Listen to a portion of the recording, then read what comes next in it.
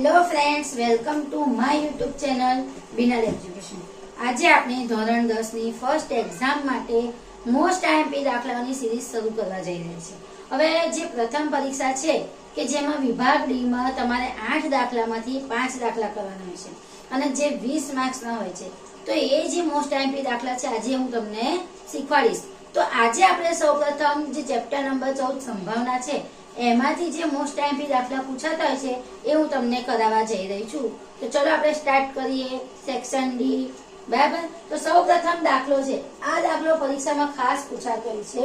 જો કે પાસાને એકવાર ફેંકવામાં આવે તો અવિભાજ્ય સંખ્યા મળે, 2 અને 6 વચ્ચેની સંખ્યા મળે, અયુગ્મ સંખ્યા મળે અને 7 મળે એની સંભાવના શોધો। આ દાખલો 4 માર્ક્સનો પૂછાતો હોય છે। બોર્ડની પરીક્ષામાં 2023માં પણ આ દાખલો પૂછેલો છે। તો આપણને ખબર છે આપણે પાસો એટલે શું કે આપણે જે લૂડો રમતા હોય, સાપ સીડી રમતા હોય એના માટે જે કૂકો આવે છે વ્હાઈટ કલરનો, બરાબર, એને પાસો કહેવાય। એમાં કેટલા અંક હોય છે? તો 1 2 3 4 5 6, કુલ 6 અંક લખેલા હોય એટલે કુલ પરિણામની સંખ્યા 6 થઈ ગઈ। હવે સૌપ્રથમ આપણે શું શોધવાનું છે કે અવિભાજ્ય સંખ્યા। તો આપણને ખબર છે અવિભાજ્ય સંખ્યા કઈ છે કે જે ફક્ત ને ફક્ત પોતાના જ ઘડિયામાં આવતું હોય, બીજા કોઈ ઘડિયામાં આવે નહીં। તો 2 3 અને 5 એ ત્રણેય કેવી છે? અવિભાજ્ય સંખ્યા છે। એટલે કુલ સંખ્યા કેટલી? 1 2 ને 3 થઈ, કુલ પરિણામ 6 છે અને અવિભાજ્ય સંખ્યા કઈ છે? 2 3 અને 5। એટલે ઘટના એ લખીએ કે અવિભાજ્ય સંખ્યા મળે તો P of A બરાબર સ્મોલ m એટલે કે અવિભાજ્ય સંખ્યા ના પરિણામ અને કેપિટલ N એટલે કુલ પરિણામ। તો અવિભાજ્ય સંખ્યાના કેટલા છે? 1 2 3 ને 3 ના છેદમાં 6, તો 6 ને 3 વડે 3 ને 6 વડે ભાગીએ તો 2 મળે, તો 1/3 જવાબ આવ્યો।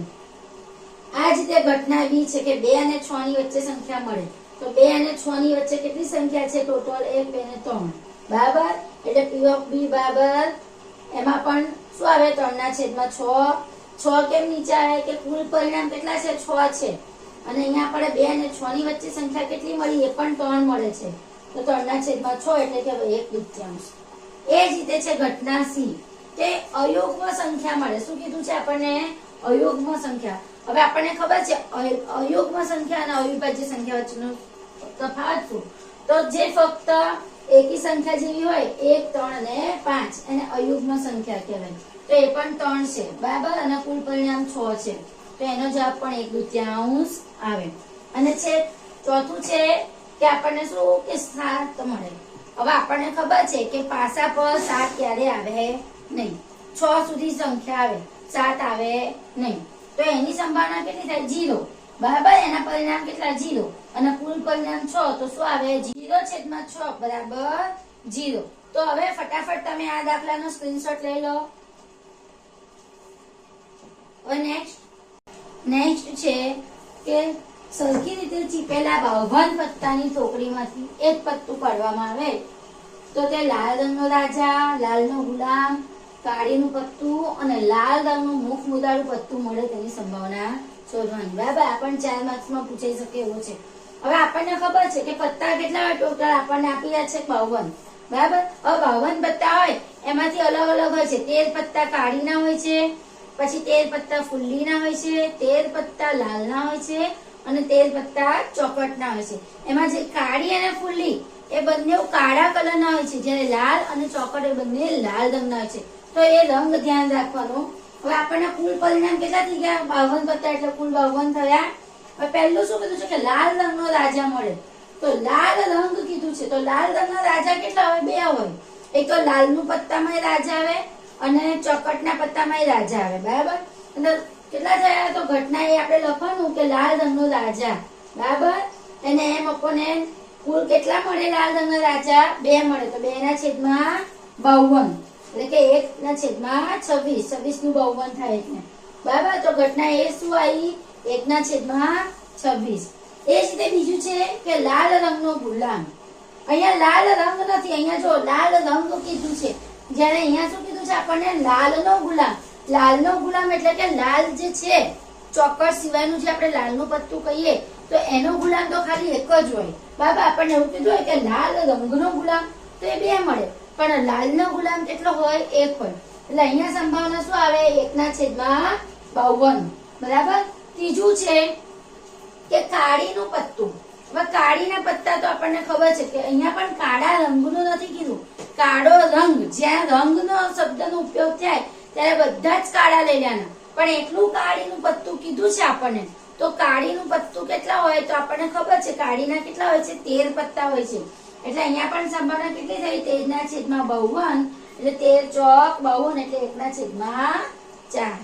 બરાબર. અને ચોથી ઘટના છે કે લાલ રંગનું મુખ મુદ્રાવાળું પત્તું.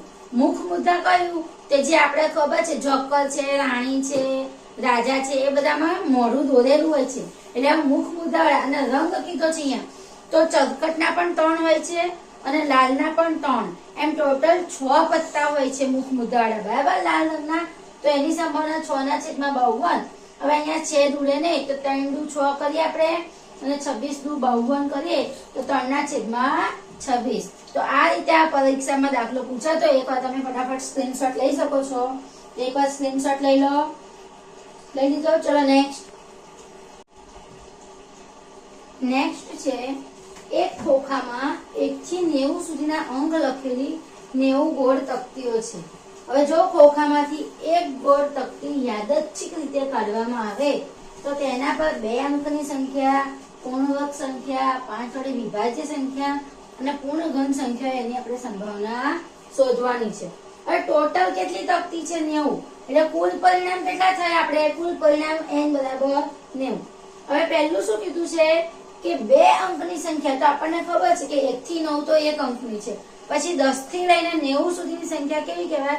2 અંકની. એટલે 90 માંથી 9 માઇનસ કરી દઈએ 1 થી 9 સંખ્યા તો ટોટલ કેટલી મળે? 81. 81 સંખ્યા 2 અંકની થાય. બરાબર. એટલે ઘટના a બરાબર 2 અંકની સંખ્યા. તો p ઓફ a n/m એટલે કેટલી થઈ? 81/90. હવે છેદ ઉડાડીએ તો 9/9 81 થાય અને 10 9 90 એટલે 9/10 મળે. બરાબર. એ જ રીતે બીજું છે કે પૂર્ણ વર્ગ સંખ્યા મળે એની સંભાવના. પૂર્ણ વર્ગ એટલે કે જેનો વર્ગ નીકળે. 1 નો વર્ગ 1, 2 નો વર્ગ 4, 3 નો વર્ગ 9, બરાબર, 4 નો વર્ગ 16, 5 નો વર્ગ 25, 6 નો 36, 7 નો 49, 8 નો વર્ગ 64 અને 9 નો વર્ગ 81. પછી જો આપણે 10 નો વર્ગ કરીએ તો 100 થાય, પણ 100 આવે નહીં કેમ કે આપણે અહીંયા 90 સુધી ગોળ તકતીઓ છે. એટલે છેલ્લે કયું? 9 નો વર્ગ 81. એટલે ટોટલ કેટલા પરિણામ મળે? 9. બરાબર. એટલે ઘટના બી શું આવે? 9/10. કુલ કેટલું હતું? 90. એમાં છેદ ઉડાડીએ તો 10 9 90 એટલે 1/10. એ જ રીતે ત્રીજી સંભાવના શું કીધું છે આપણને? ત્રીજું કે 5 વડે વિભાજ્ય સંખ્યા કે જેને 5 વડે ભાગી શકીએ. તો એ તો આપણને ખબર છે 5, 10, 15, 20, 25, 30, 35, 40, 50, 55, 60, 65, 70, 75, 80, 85 ને 90. એમ ટોટલ કેટલી સંખ્યાઓ થાય છે? 18 સંખ્યા થાય છે. પરિણામ કેટલા મળે છે? 18.